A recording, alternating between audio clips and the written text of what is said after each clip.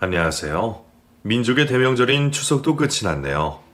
올해는 다들 고향집은 찾으셨는지 고속도로에 차도 많고 어딜 가든 사람들이 많아서 명절다운 명절을 보낸 것 같은데 다만 물가가 너무 비싸져서 집집마다 근심이 많아졌지 않았을까 싶은 생각이 듭니다. 저희 집도 명절장을 볼 때 고민을 하면서 봤거든요. 어서 물가가 안정이 좀 되었으면 좋겠다는 생각이 간절합니다. 아버지가 돌아가시고 7년의 시간이 흘렀어요. 그래서 이제 제가 집안의 대소사를 챙기게 됐는데 나이가 들수록 아버지의 빈자리가 크게 느껴지는 것 같아요. 제가 철이 드는 것일 수도 있고 제가 가족이 생기니 마음가짐이 달라지는 것도 같기도 하고요. 얼마 전에 정말 웃긴 일이 있었습니다. 세상에 그렇게 모렴치하고 파렴치한 여자는 난생 처음 본 것 같아요. 사실 그 여자와 가족이 될 뻔했었거든요. 그래서 더 소름이 돋는 것 같아요. 정말 가족이 되었으면 얼마나 힘들게 살고 있을지 불보듯 뻔한 상황이 예상이 되니까요. 그래서 지금의 제 가족이 더 소중하게 여겨지는 것 같습니다. 오늘 그 여자에 대한 얘기를 좀 하려고 해요. 생각만 해도 아찔한 그때의 이야기 시작해 볼게요. 제가 어릴 때 저희 부모님은 이혼을 하셨어요. 자식은 저 하나였고 어린 시절이 기억나는 순간부터 두 분은 정말 치열하게 서로를 미워했죠. 그 시절에는 아버지가 엄마를 손치고 마는 일들도 종종 있었는데 그럴 때마다 엄마는 집을 나가셨다가 며칠 뒤에 들어오셨어요. 서로 사랑해서 결혼도 하고 자식도 낳고 그러셨을 텐데 왜 서로 못 잡아먹어 안달인 건지. 결국 두 사람은 이혼을 하셨고 저는 아버지와 함께 살게 됐습니다. 그때 제 나이가 7살이었어요. 학교 입학을 앞두고 있는 한창 손이 많이 갈 그런 나이에 엄마의 부재는 저에게 많은 문제를 만들어줬습니다. 동네에서 꾀지지하게 다니는 건 물론이거니와 일을 마치고 저녁에 들어오시는 아버지를 기다리느라 해가 어둑해질 때까지 골목을 쏘다니고는 했어요. 해가 질 저녁 무렵이면 골목에서 같이 놀던 친구들은 엄마의 부름에 다들 집으로 가버리고 저만 덩그러니 남아 어두워지는 골목 귀퉁이에서 쪼그리고 앉아 아버지를 기다렸어요. 골목을 지나가는 자동차 불빛만 보고 아버지 차인가 싶어 반가웠다가 실망하는 걸 몇 번이나 하면서요. 참 지독히 외로웠던 순간이었어요. 그런데 그 외로움은 학교에 들어가고 나서 더 심각해졌어요. 엄마 없는 아이라고 반에서 소문이 났거든요. 요즘이야 이혼하는 가정이 많다지만 제가 어릴 때는 반에서 한 명 있을까 말까 했어요. 그러니 제가 눈에 띌 수밖에요.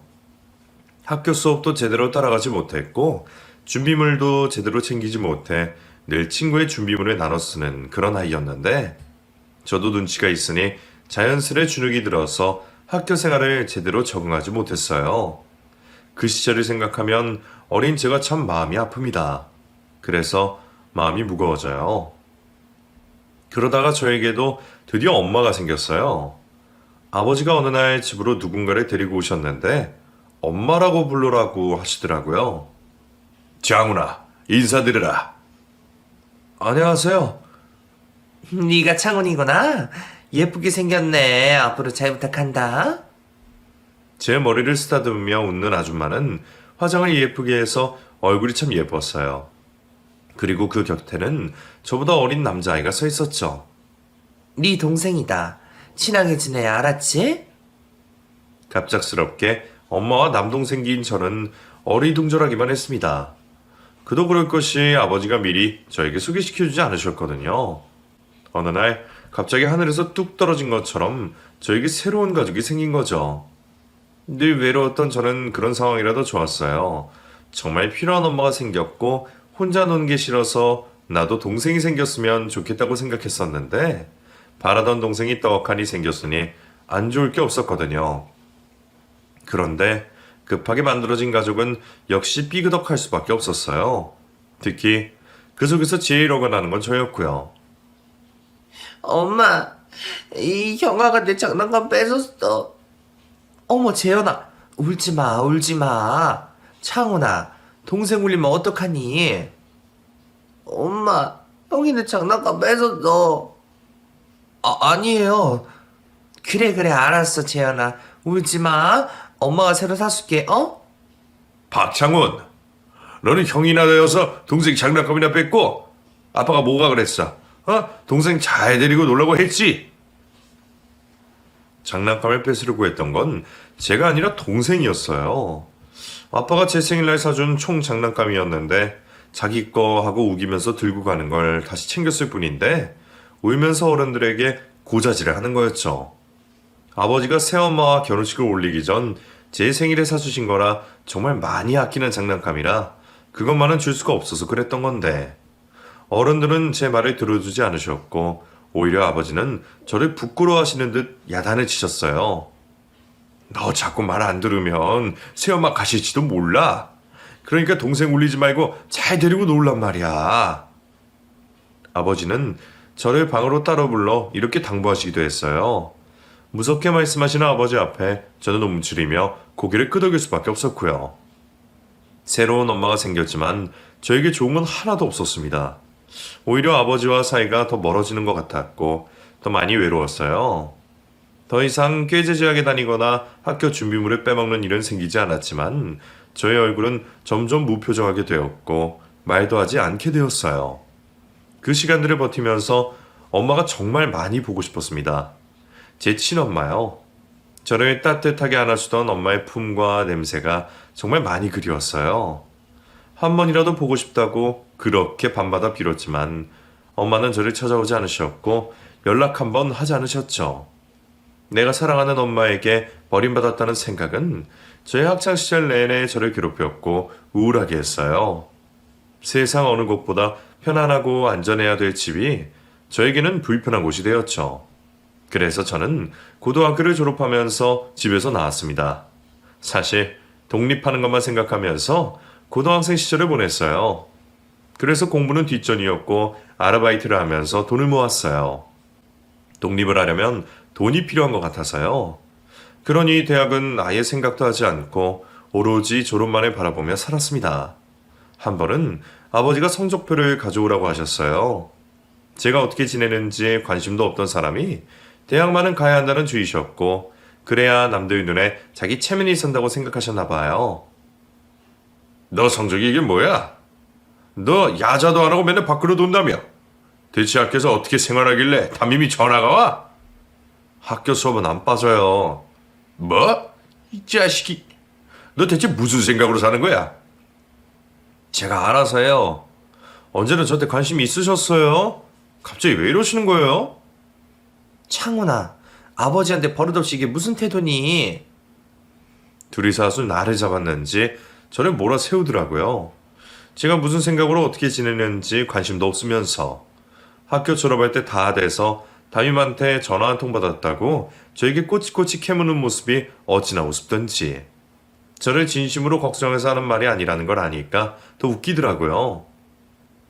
원래 하던 대로 하세요. 나 내놓은 자식이잖아요. 언제부터 저한테 관심 있었다고 이러세요? 찰싹. 말이 끝나자마자 아버지는 그 큰 손으로 제 뺨을 때리셨어요. 버릇없는 자식이라면서요. 키워준 은혜도 모르는 자식이라면서요. 새엄마가 데려온 남동생도 보는 자리에서 저를 그렇게나 까내리는 아버지가 정말 싫었습니다. 이게 무슨 가족인가 싶었고요. 이혼 후에 전화 한 통 없는 친엄마도 정말 미웠고 새엄마 치마 포기했어요. 친자식은 나 몰라라 하는 아버지도 싫었어요. 그리고 아무것도 모른다는 순진한 표정 뒤에 자기 자식밖에 모르는 위선적인 새엄마도 정말 진절머리가 나더라고요. 그때 정말 어디 남들 모르는 데 가서 뛰어내리고 싶은 그런 심정이었어요. 그 길로 집을 뛰쳐나와 친구 집으로 갔습니다. 다행히 혼자서 자취하는 친구가 있었거든요. 그 친구에게 부탁해서 같이 지내게 되었어요. 절대로 집에 들어가지 않겠다고 결심을 했죠. 집을 나와 살면서 아버지한테 몇 번 연락이 왔지만 받지 않았습니다. 학교 마칠 시간에 교문 앞에 계신 모습도 봤지만 도망갔고요. 미안한 마음이 드셨는지 통장에 용돈을 넣어주시더라고요. 먹을 거 챙기라는 문자와 함께요. 그리고는 이렇게 덧붙이셨어요. 집에 들어오기 싫으면 억지로 안 들어와도 돼. 이렇게요. 차라리 잘됐다 싶으면서도 좀 야속했습니다. 집을 나온 건 제 잘못이라고 해도 차라리 잘됐다 싶어 하시는 아버지의 문자에 저는 또 한번 상처를 받고 말았어요. 아버지도 내가 부담이 됐구나. 그런 생각이 들었죠. 그때부터 저는 혼자 지냈습니다. 명절이고 아버지 생신이고 집에 가지 않았어요. 저에게 연락이 오지도 않았고 찾지도 않았으니 더욱 걸음을 하지 않게 되었고요. 그래도 생활비는 따박따박 붙여주셨어요. 그걸로 고등학교 졸업을 할 때까지 친구의 집에서 지냈습니다. 그 친구 덕분에 먹고 자고 할 걱정을 덜 수 있었어요. 저에게 은인 같은 그런 친구죠. 집을 나와 살면서 오히려 마음이 더 편안해졌어요. 보기 싫은 사람들 볼 필요도 없고 저에게 뭐라 할 사람도 없었으니까요. 그래서인지 고3 때 학교 생활이 제일 재미있었어요. 친구들과도 많이 어울렸고요. 복잡한 가정사는 있고 정말 재밌게 지냈습니다. 고등학교 졸업 후 바로 군대를 갔어요. 다른 친구들은 대학을 갔지만 대학 생각이 전혀 없던 저는 군대를 택했죠. 군대에서도 면회오는 가족이나 휴가에 찾아갈 집은 없었지만 외롭지 않다고, 절대 나는 속상하지 않다고 혼자 세뇌하면서 지냈어요. 조금이라도 마음에 빈틈이 생기면 제가 무너질까봐, 눈물을 보이게 될까봐 저를 더욱 강하게 채찍질했어요. 그렇게 해야 아버지를 이기는 거라고 생각하면서요. 제 안에 있는 슬픔, 외로움들은 외면한 채 마냥 즐거운 사람처럼 그렇게 지내다 보니 어느새 주변에 사람이 많이 생기더군요. 군대에 막 입대했을 때 저를 참 많이 괴롭히던 고참들도 나중에는 정말 친한 형들이 돼서 저를 많이 챙겨줬어요. 진짜 악독한 고참들도 있었지만 그들도 저에게는 살갑게 대해주지 않았지만 괴롭히지도 않았고요. 그곳에서 정말 남자들만의 찐 우정이라고 할까요? 말하자면 전우애죠. 그런 것들을 참 많이 느꼈어요. 집에서도 느끼지 못했던 소속감을 군대에서 많이 경험하게 됐어요. 그때 가깝게 지냈던 고참들은 아직도 연락을 하며 지내고 있어요. 집이 멀어서 자주 만나지는 못하지만 큰일이 있을 때는 연락 주고받으며 안부도 묻고 서로 힘이 되어주고 그러죠. 정말 살아가면서 저에게 많은 도움을 주는 그런 인연들이에요. 군대를 제대하고 저는 바로 취직을 했습니다. 집에 들어가지 않으니 당장 숙식을 해결해야 했으니까요. 마침 숙식 제공이 되는 용역회사가 있었고 그곳에서 일을 하게 되었어요. 숙식이 제공되는 대신 일이 정말 힘들었습니다. 노가다 일이니 몸으로 지고 나르고 그런 일이라 엄청 고됐어요. 그래도 돈도 벌고 발 뻗고 잘 곳이 있으니 다행이라는 생각으로 지냈지만 월세방 보증금 넣을 돈만 모으고는 일을 그만뒀어요. 일을 더 할 수는 있었지만 오래 하는 건 안 되겠다 싶어서요. 그 뒤에 새로 하게 된 일은 작은 유통회사에서 운전하는 일이었어요. 규모가 작아서 일하는 사람이 적었지만 오히려 가족 같은 분위기라서 일할 맛은 났죠. 그리고 정직원이라 월급도 용역회사에서 일하는 것보다 훨씬 나았어요. 회사 근처에 방을 구해서 정말 일집만 반복되는 생활을 했습니다. 창훈이는 애인 없어? 맨날 퇴근하고 집에만 가? 애인 같은 거 없어요. 혼자 먹고 살기도 바쁜데요 뭐. 에이, 너 돈 벌어서 다 뭐하냐? 젊은 놈이 애인이랑 놀러 다니고 뽀뽀도 하고 그러는 게 재미지. 창훈이 이제 우리 숙매이구만. 왜 그러세요 부끄럽게. 야, 이 사람아, 다들 그렇게 산다니까. 친구들이 소개 안 시켜줘? 내가 자리 한번 만들어봐. 같이 일하는 과장님이 수시로 저에게 여자친구 소개시켜준다는 농담을 던지시고는 했어요. 그럴 때마다 손사래를 쳤지만 저도 남자인지라 관심이 아예 없는 건 아니었죠. 그런데 막상 연애하는 것도 부담이 됐어요. 뭔가 어릴 때 엄마한테서 버림받은 기억 때문이랄까. 여자와 인연이 된다는 게 썩 내키지 않더라고요. 고등학교 친구들은 다 여자친구가 있었어요. 고등학교 때부터 사귀어서 벌써 오래된 연인도 있었고 모임을 할 때면 다들 커플로 와서 앉아 있었지만 그 속에서도 저는 혼자 있었어요. 친구들이 소개를 해준다 해도 썩 내키지도 않았고요. 그런 돌부처 같은 저에게도 여자라는 인연이 생기게 되었어요. 그 여자는 편의점 알바를 하면서 만난 사람이었습니다.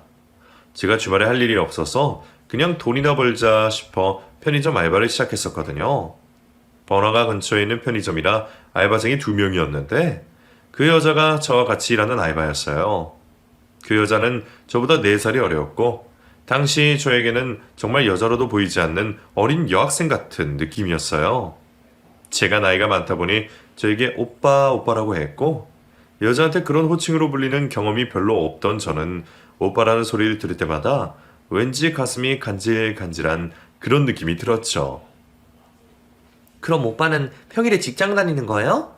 우와, 진짜 부지런하다. 그냥 할 일 없어서 하는 거야. 할 일이 왜 없어요? 주말에 친구들이랑 놀기만 해도 시간이 모자란데? 너도 내 나이 되면 친구랑 노는 게 재미없어. 네, 설마요. 나는 그렇던데. 그 여자는 키가 작고 긴 생머리를 하고 있었는데 눈이 정말 동그랗고 예뻤어요. 얘기를 할 때면 저를 올려다보는 얼굴이 귀여워서 입가에 미소가 저절로 지어졌죠. 여자를 보면서 그런 생각이 든 건 처음이었어요.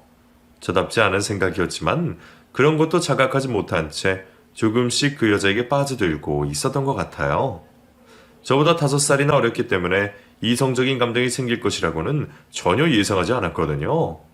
그러니 저도 모르게 그 여자에게 빠져든 거죠. 직장을 다니고 있었기 때문에 알바를 오래 할 생각은 없었어요. 직장에 지장이 가면 때려쳐야지 싶어 알바를 시작했던 건데 시간이 갈수록 주말 알바를 기다리면서 일을 하고 있는 저를 발견하게 됐어요. 그 여자를 보고 싶어서 제가 주말에 기다린다는 걸 알아채고는 정말 깜짝 놀랐습니다. 제가 그 어린 여자 알바를 좋아하게 될 줄은 꿈에도 몰랐으니까요. 그런데 내 마음을 알아채고도 고민이 됐습니다. 고백이란 걸 하는 게 자신이 없었거든요. 그 여자는 저를 단순히 알바 같이 하는 오빠라고만 생각하고 있을 텐데 괜히 고백을 했다가 차이면 어떡하나 이런 고민들로 쉽게 마음을 전할 수가 없었어요. 하지만 난생 처음 좋아하는 여자가 생겼는데 그냥 놓칠 수도 없는 노릇이라 저는 용기를 냈습니다. 그리고 고백을 했죠. 그런데 뜻밖에도 그 여자의 입에서 긍정적인 대답이 나왔어요. 안 그래도 언제 고백하나 기다렸어요? 뭐? 오빠가 나 좋아하는 거 눈에 다 보이거든요? 와, 3개월이나 걸리다니. 진짜 내가 많이 빠졌다. 알고 있었다고? 그래요. 티가 얼마나 났는데. 나도 오빠 좋아하니까 우리 이제 사귀면 되겠다. 그죠? 자기를 좋아하는 티가 엄청 많이 났다며 저를 놀리는 그 여자가 얼마나 사랑스럽게 보이는지 모릅니다. 나이 27살의 첫사랑에 빠졌으니 아주 홀딱 빠져버렸죠. 그렇게 저희는 연인이 되었습니다. 그 여자도 저와 같은 마음이라니 그걸 알고는 얼마나 가슴이 벅차든지. 제 인생에서 가장 희열이 넘쳤던 순간이었어요. 제가 그 여자를 진짜 많이 좋아하고 있었거든요. 연애라고는 해본 적이 없던 저는 그 여자와 하는 데이트의 모든 것들이 처음이었고 자그마한 그 여자가 하는 모든 게 너무 사랑스러웠어요. 그래서 해달라는 건 뭐든지 정말 뭐든지 다 해줬습니다. 그런 제 모습을 보면서 친구들이 팔불출이라고 놀리고 안주서만 놀리고 짓궂게 그랬어요. 그런데 연애에 정신이 팔려서 친구들의 그런 놀림조차도 기분이 좋더라고요. 그 정도로 미친 듯이 빠져들었어요. 그때 제가 그렇게 정신을 차릴 수가 없었던 게 아마도 오래된 결핍 때문이 아닐까 싶어요. 아버지와 사이가 멀어지면서 관심을 받는 것도 관심을 주는 것도 다 외면하고 살았는데 그게 저에게 맞다고 생각했었거든요. 그런데 그게 제 본심이 아니었다는 걸 그 여자와 연애를 하면서 알게 됐어요. 저도 누군가를 사랑하고 싶고 누군가에게 사랑받고 싶었다는 걸 그때 알게 된 거예요. 그러다 보니 그 여자에게 맹목적인 사랑을 줄 수밖에 없게 된 거죠. 그 여자는 대학을 휴학한 상태였는데 저와 연애를 하면서 다시 복학을 했어요. 학교 수업이 마치면 아르바이트 몇 시간 하고 저와 만나 데이트를 했죠. 알바 마치는 시간보다 제가 퇴근이 빨랐기 때문에 늘 그 여자를 데리러 가서 저녁을 먹이고 집으로 데려다 줬어요. 주말이면 교회로 드라이브도 다니고 갖고 싶은 게 생기면 백화점으로 쇼핑도 다녔죠. 연애를 하면서 예전보다 지출이 훨씬 많아졌지만 별로 개의치 않았어요. 저에게 가장 중요한 건 그 여자였고 돈은 또 벌면 된다 생각했으니까요. 그렇게 반년 정도 만났을까? 그 여자를 데려다 주면서 집 앞에서 누군가를 마주치게 됐어요. 성희야, 이제 오니? 아, 엄마. 그 여자의 어머니를 집 앞에서 마주치게 되었어요. 딸 곁에 선 낯선 남자가 누군가해서 쳐다보지는 어머니의 인상이 참 좋아 보이셨고요. 엄마, 창훈 오빠. 만나는 사람 있다고 했지? 오빠, 우리 엄마야. 인사해. 처음 뵙겠습니다. 박창훈입니다. 아, 성희한테 얘기 많이 들었어요. 만나서 반가워요. 네, 어머님. 어머님? 부침성도 좋네.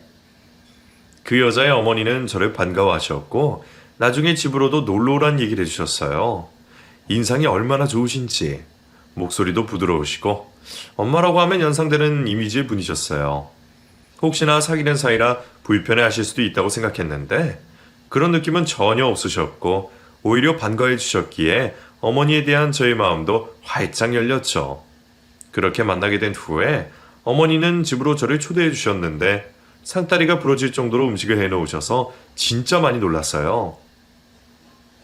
음식을 이렇게 많이 하셨어요? 우리 엄마가 손이 커. 근데 진짜 맛있다? 우리 엄마 음식 한번 먹어보면 못 잊을걸? 얘는 차린 것 없어. 그냥 몇 개 한 거야. 일 마치고 와서 시장하지? 어서 들어요. 네, 어머님. 잘 먹겠습니다. 그날 정말 배가 터질 정도로 많이 먹고 왔어요. 손맛이 정말 기가 막히시더라고요. 어느 맛집 음식보다 훨씬 더 맛이 있고 정성이 느껴지는 음식이었어요. 그 여자의 엄마인데도 마치 친엄마가 차려주는 음식인 마냥 향수가 느껴지는 그런 밥상에 저는 또 홀딱 반해버리고 말았어요. 분명 낯선 사람이었지만 경계심 같은 것은 날아간 지 오래였고 가족인 것처럼 마음을 내주게 되었어요. 그 이후로 저는 그 여자의 집에 종종 가게 되었어요. 그 여자는 아버지 없이 엄마와 단둘이 지냈는데 남자 손이 필요할 때마다 제가 나서서 해결을 해주곤 했어요. 집안의 가구를 옮기는 일이나 전등을 가는 일, 시장을 많이 봐야 할 때 장거리 운전을 해야 하는 일 등 조금이라도 힘이 되는 일이면 발벗고 나서서 제가 해결하곤 했어요. 그렇게 가깝게 지내다 보니 계모임에서도 제가 아들로 통할 정도로 주변 지인들이 모두 제 존재를 알고 지냈어요. 어머니, 모시러 왔어요. 뭐하러 왔어? 버스 타고 가면 되는데. 제가 당연히 모시러 와야죠. 얼른 타세요. 아이고, 우리 성희 엄마 말년에 아들 복이 있었네. 어디서 이런 듬직한 아들을 데려왔대. 우리 성희가 데려왔지. 아주 효녀야, 효녀. 부러워서 내가 오늘 잠을 자겠나 모르겠네. 집에 있는 우리 아들놈을 자빠져 잤네 말이야. 그 여자 어머니 친구들이 다들 부러워서 한마디씩 했고 그 소리에 어머니는 기분이 좋아 웃으셨어요. 저도 칭찬을 받으니 좋았고 두 모니를 챙기는 것이 뿌듯하기만 했죠. 그리고 우리의 시간이 영원할 거라고 생각했기에 손해라는 생각은 전혀 하지 않았습니다. 제 생각대로 우리가 사귄 지 3년 정도 되었을 때 그 여자는 대학을 졸업했고 저는 청혼을 했어요. 여자친구는 제 청혼에 당황하며 이제 첫 직장인데 계속 다니고 싶다고 하길래 저는 그러라고 했어요. 아이도 당장 낳을 생각이 없다고 해서 원하는 대로 하라고 했고요. 막상 청혼을 하니 뭔가 불안해하는 것 같은 모습에 하기 싫은 건 다 하지 않아도 된다고 달래며 결혼만 하자고 그렇게 얘기했습니다. 저도 딱히 아이를 당장 낳고 싶은 생각이 없었거든요. 그냥 우리만의 보금자리를 만들고 싶은 그런 마음뿐이었어요. 그리고 언제든 헤어질 수 있는 그런 사이가 아니라 정식으로 부부가 되어서 단단해진 관계를 저는 원했고요. 어머니, 저 성이 행복하게 해줄 자신 있습니다. 성이가 원치 않는 건 절대로 강요하지 않을 거예요. 지금처럼 지낼 건데 다만 혼인신고만 할 뿐이에요. 그렇긴 한데 성희가 이제 첫 직장을 구해서. 집안일 안 시킬게요.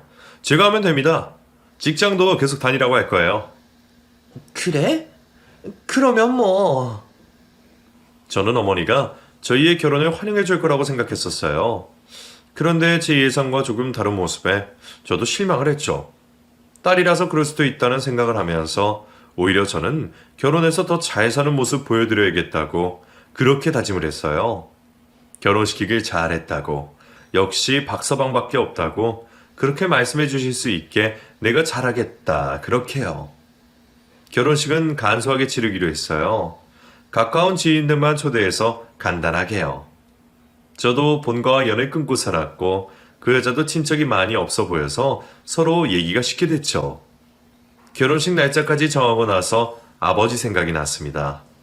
내가 싫어서 인연을 끊었지만 핏줄이란 게 참 웃기게도 결혼을 한다는 생각이 들자 아버지가 먼저 떠올랐어요. 집을 나와 산 지 10년이 넘었지만 한 번도 연락을 하지 않았고 아버지도 연락이 없으셨기에 잊어버리고 살았는데 아주 잊을 수는 없는 관계잖아요. 결혼을 하게 됐으니 말씀은 드려야지 싶어 전화를 드렸어요. 저도 아버지도 서로 연락을 하진 않았지만 번호는 그대로였거든요. 한참을 통화음이 울리고 드디어 아버지가 전화를 받았는데 목소리가 안 좋은 것 같더군요. 아버지, 저예요, 창훈이. 그래, 잘 지내고 있니? 아버지, 저 결혼해요. 그렇구나. 결혼을 하는구나. 기운이 하나도 없는 목소리로 기침 소리까지 예사롭지 않게 들렸어요. 저는 놀라서 무슨 일이냐고 물었지만 얘기를 하지 않는 아버지였고 답답한 마음에 집으로 찾아갔습니다. 오랜만에 찾아간 본가 현관문을 열어주는 새어머니 얼굴을 보면서 세월이 참 많이 흘렀구나 싶더군요. 예전보다 나이가 든 모습에 얼굴엔 수심이 가득해 보였어요. 네가 여긴 웬일이니? 역시나 좋은 소리가 나오진 않았어요. 아버지 뵈러 왔어요. 금방 뵙고 갈게요. 저는 대답을 듣지 않고 안방으로 향했고 방 안에 들어서자 생각지도 못한 아버지의 모습에 깜짝 놀라고 말았어요. 아버지는 침대에 힘없이 누워 계셨고 머리에 모자를 쓰고 계셨어요. 이불 위로 드러난 손에는 살이 다 빠지셔서 뼈만 남은 것 같았고요. 네 아버지 간암이시다. 수술은 하셨고 지가 항암 치료 중이셔. 네? 왜 저한테 연락 안 하셨어요? 죽었는지 사라진지도 모르는 자식한테 죽을 병 걸렸다고 전화하실 분이니 네 아버지가? 어머니라도 전화 주셨어야죠. 어머, 내 탓을 하는 거니? 아버지가 정말 미웠어요. 정말 이해할 수 없었고 원망스러웠어요. 그랬던 아버지가 곧 돌아가실 것 같은 몰골로 누워 계신 모습을 보니 가슴이 찢어질 듯 아팠습니다. 눈물이 흘렀어요.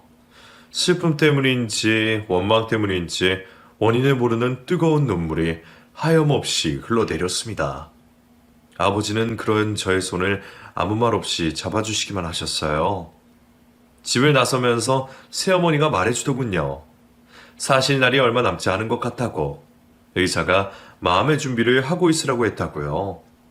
그 얘기를 듣고 나오는데 결혼을 서둘러야겠다는 생각이 들었어요. 아버지 가시기 전에 며느리 얼굴 보여드리려고 결혼식 사진이라도 보여드려야겠다고요.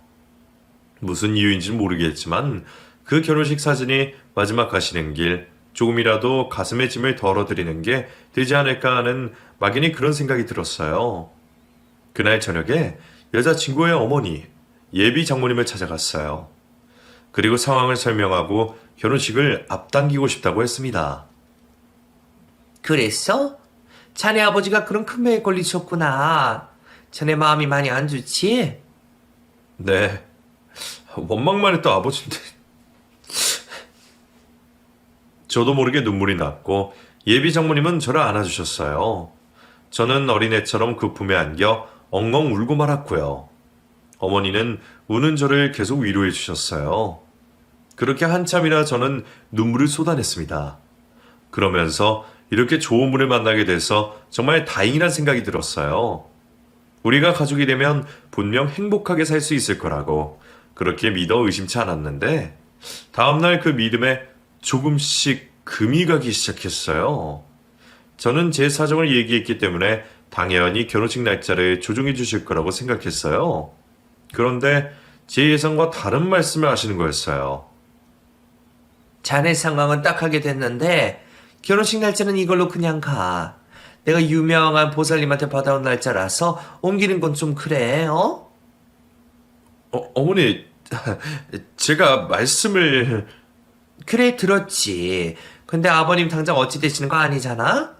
아버님도 딱하지만 앞으로 살 사람도 중요하지 않겠어. 상황을 좀 보자고, 어? 그렇게 자기 할 말을 하고는 돌아서는 예비 장모님의 모습이 무척이나 낯설게 보였어요. 저와 결혼을 할 그 여자의 입장도 다르지 않았고요. 나 요새 직장에서 적응하느라 정신 없는 거 알지? 상의할 거 있으면 엄마랑 해. 그리고 나 다음 주 아버님 보러 못 가.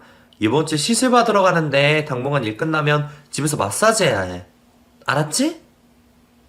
어느 순간 제가 정말 사랑하고 믿는 두 사람이 완전히 달라져 버렸어요. 저는 그들이 원할 때 언제든 맞춰줬는데 저에게 일이 생기니 둘 다 제 상황을 외면하는 겁니다. 다른 것도 아니고 아버지 건강 때문에 생긴 일인데 하나같이 별일 아닌 것처럼 구는 모습에 저는 당황하고 말았어요. 하지만 저는 그들을 믿었어요. 갑작스러운 상황이라 다들 나처럼 당황해서 그럴 거야. 이렇게 여기면서 이해해 주려고 노력을 했죠. 다행히 아버지의 병이 차도가 있어서 원래 잡혔던 날짜에 결혼식을 올릴 수 있게 되었고 드디어 결혼식을 하루 앞둔 날이 되었어요. 결혼 전날은 따로 있어야 한다는 그 여자의 말을 듣고 저는 제 집에서 설레는 마음을 진정하며 앞으로의 미래를 그리며 나름의 계획을 세우고 있었죠. 집을 언제 사고 아이는 몇 명을 낳고 그런 행복한 생각을 하고 있는데 예비 장모님께 전화가 왔습니다. 그리고 황당한 소리를 듣게 됩니다. 박서방, 미안한데 결혼식 조금 미룰 수 있니? 네? 어머님, 그게 무슨 말씀이세요? 당장 내일인데. 아니, 보살님이 갑자기 연락이 와서 내일 애군이 꼈대. 자네도 잘 알잖아. 나 보살님 말대로 하는 거. 그러니까 며칠만 미룸세. 내가 위약금은 모두 낼 테니까, 어? 말도 안 되는 소리였어요. 간소하게식을 진행하기로 해서 위약금이 많지는 않을 거지만 그래도 하루 전날 그것도 보살님 말 한마디로 결혼식을 취소하다뇨. 제가 황당해서 대답을 못하는 사이에 장모님은 그렇게 암세 하고는 전화를 끊어버리셨어요. 기가 차더군요. 저는 당장 차를 몰아 그 여자의 집으로 갔어요. 도저히 납득이 안 되는 거예요. 결혼식이 장난도 아니고 제가 아버지 때문에 날짜를 미루자고 했을 때는 안 된다고 해놓고 이제 와서 해명을 더 들어야 했어요. 그래서 현관문을 열고 들어갔는데 안방에서 두 모녀가 싸우는 소리가 들렸어요. 아니, 분홍색 원피스 입으라니까. 엄마, 요새 누가 이런 색깔 옷을 입어? 흰색 입으면 된다니까. 이게 내 몸매가 더 예쁘게 보인단 말이야. 아니, 엄마 말 좀 들어. 부잣집 도련님인데 고상하게 보여야 될 거 아니야. 두 사람은 옷 때문에 옥신각신하고 있었고 듣자하니 결혼식인 내일 제가 아닌 다른 누군가를 만나려고 하는 것 같았어요. 낌새가 이상해 저는 계속 듣고 있었는데 결국엔 그 사람이 누군지 알게 됐죠. 바로 돈 많은 집안의 맞선 남이었어요. 아유, 더워. 물 한 잔 먹어야겠다. 아유, 자네 언제 왔나? 두 사람 지금 뭐 하는 겁니까? 내일 누굴 만난다고요? 엄마, 오빠. 자네, 남의 집에 말도 없이 들어오면 어떡하나? 어머니, 성이 너 나한테 어떻게 이럴 수 있어? 아, 나 몰라. 엄마가 그런 거야. 나 잘못 없어. 두 사람은 제 얼굴을 똑바로 보지 못하고 우왕좌왕하고 있었어요. 내일 저와의 결혼식을 미루고 돈 많은 집안의 남자와 맞선을 본다고 온 방에 옷 가지며 장신구들이 나뒹굴고 있고 신혼여행에 갈 짐을 쌓아놓은 트렁크는 방구석에 엎어져 있더군요. 억장이 무너지는 기분이었습니다. 배신감이 이런 말로 다 할 수가 없었어요. 저는 방바닥에 주저앉았고 예비 장모였던 여자가 저에게 다가와 달래더군요. 박서방, 그게 아니라. 시끄러워요. 에? 뭐라고? 시끄럽다고. 그 닥치라고. 저는 눈이 돌아 온 집안을 난장판으로 만들었어요. 전에 본 적 없던 난폭한 모습에 예비 장모는 기겁을 하고 도망을 가더군요. 저는 여자친구에게 다가가 손에 들고 있던 원피스를 갈갈이 손으로 찢었어요. 왜 이래? 너 미쳤어? 찢어진 원피스를 그 여자의 얼굴에 던졌어요. 그리고 이별을 통보했습니다. 더라면 이상하게 제정신이겠냐? 우리 사이 끝이다. 내가 너 보내줄게. 어디 돈 많은 남자들 시집 가서 잘 살아봐. 그러고는 그 집에서 나왔습니다. 내 집처럼 들락거리던 집이었어요. 집안 전등 중에 제 손이 안 간 등이 없었고 집이 오래돼서 벽지와 장판은 내 돈으로 다 해줬어요. 집을 수리하는 동안 매일 들여다보며 체크하고 확인까지 했던 그런 집이었는데 그 집에 살던 두 모녀가 저를 이런 식으로 기만할 줄은 꿈에도 몰랐어요. 다른 남자와 손을 보다니. 그것도 내 결혼식을 미루면서 말이에요. 차라리 결혼식을 올리기 전에 일이 생겨서 다행이다 싶다가도 배신감에 치가 떨려 한동안 저는 제정신으로 지낼 수 없었습니다. 파렴치한 두 모녀에게서 전화가 계속 오고 또 집 앞으로 찾아도 왔지만 일절 받지 않고 만나지도 않았어요. 그 두 사람을 다시는 보고 싶지 않았고 빌려준 내 돈 2천만 원이나 빨리 갚으라고 독촉장이나 보냈어요. 그렇게 파혼을 하고 2년 동안 미친놈처럼 지냈습니다. 어디 정을 붙일 수도 없었고 배신감에 사로잡혀 정신을 차릴 수가 없더군요. 그래서 일만 했습니다. 그리고 일을 하지 않을 때는 술을 마셨어요. 2년을 그 짓을 하고 나니 정신이 좀 들더군요. 그 후 운동을 하고 취미생활도 하면서 마음을 다시 잡았죠. 그래도 사람이 죽으란 법은 없나 봅니다.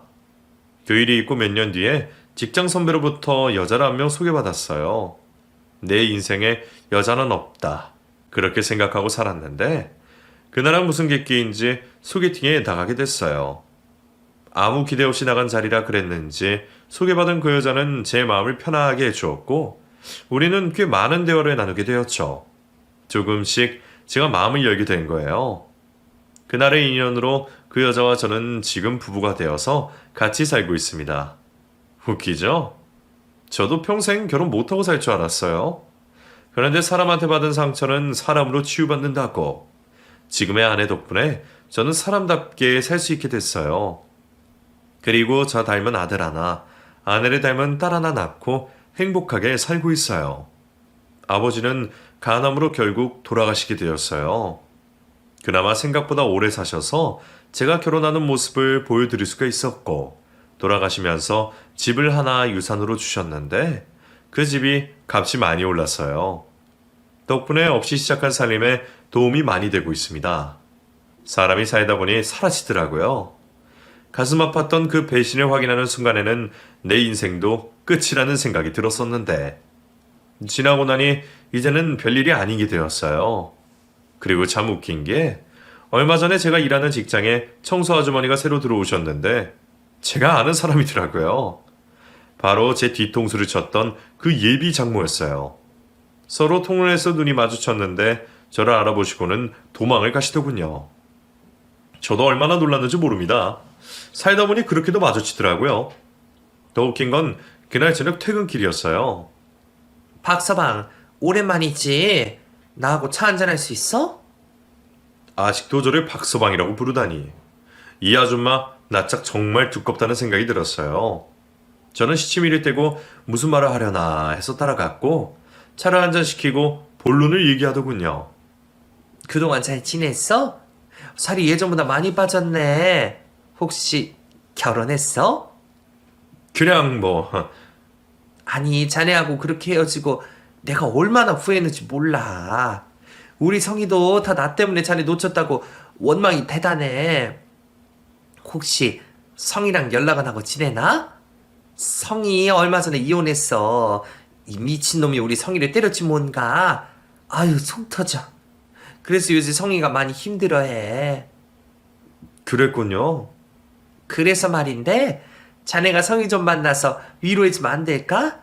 내가 염치 없지만 이렇게 부탁함세. 염치 없는 걸 알면서 저한테 그런 부탁을 하는 거 보고 참 할 말이 없더군요. 그래서 저는 조용히 핸드폰을 꺼냈어요. 그리고 가족 사진을 내밀었어요. 저 결혼해서 잘 살고 있습니다. 벌써 자식도 둘이에요. 그때 제 뒤통수 안 치셨으면 큰일 날 뻔했습니다. 평생의 배필을 못 만날 뻔했으니까요. 아니, 결혼했어? 아이고, 그랬구나. 아이고, 그래. 그럼 잘 살아야지. 나 먼저 일어날게. 들어가. 얼굴이 시뻘개진 채로 벌떡 일어나더니 도망가듯 가버리더군요. 그 뒷모습을 보면서 정말 진심으로 고마운 생각이 들었어요. 그때 그 여자와 결혼식을 올렸다면 아직도 그 둘에게 맞춰 살며 하인 같은 삶을 살고 있었을 테니까요. 그 뒤로 회사에서 그 여자의 얼굴을 볼 수 없었어요. 물어보니 그만뒀다더군요. 부끄러운 건 알고 있으니 다행이다 싶습니다. 제 이야기는 여기까지입니다. 뒤돌아보니 참 굴곡이 많네요. 하지만 지나간 아픈 일들은 잊고 살려고 합니다. 덕분에 지금의 제 가족을 만나 행복하게 살고 있으니까요. 긴 글 읽어주셔서 감사합니다. 행복하세요.